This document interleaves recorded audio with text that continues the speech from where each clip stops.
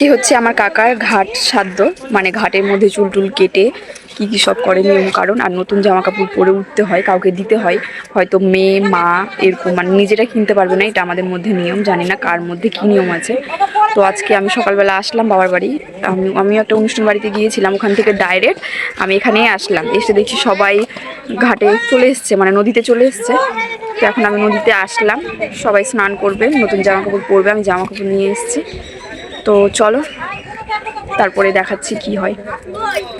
আসলাম ঘাটে, আর এইদিকে চুল কাটা স্টার্ট হয়ে গেছে, কাকা কাটছে আর আরেকটা কাকা বসে আছে, সবাই কাটবে একে একে, স্নান করছে। তো স্নান করে যখন বাড়ি যাব, বাড়ি গিয়ে তোমাদের দেখাচ্ছি সবটা। এখানে সবকিছু আনা হয়েছে রান্নার, এখানে রান্না করে এখানেই খাবে দাদাটা, মানে যে মুখে আগুন দেয় তাকেই। আর আমি হচ্ছি কি হচ্ছে, আমি টাকলা হবো। ওই যে এখন ওইদিকে নিয়ে যাচ্ছে সব, গাছতলাতে বলে খেতে হয়, তো আই থিঙ্ক ওখানে যাবে। তো গাইস আমাদের এখানে মঞ্চে চর্বি আছে, চর্বি চর্বি আছে। কই দেখি, নাক ঢাবড়া কেটে দিবি।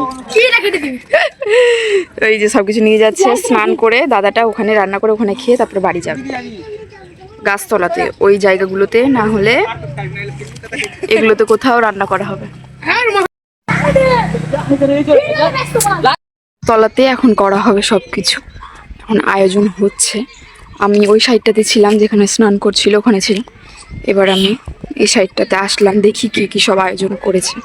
এটা আমার ফার্স্ট টাইম, এর আগে কোনোদিন এগুলো দেখিনি, এবারই ফার্স্ট। এই যে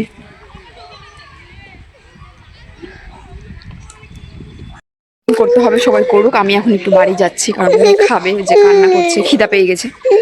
তো বাড়ি যাই আমি। এই যে এখন মুড়ি খেতে বসেছি পুকুর থেকে, সরি নদী থেকে এসে, আর এটা হচ্ছে আমার মেয়ের খাবার।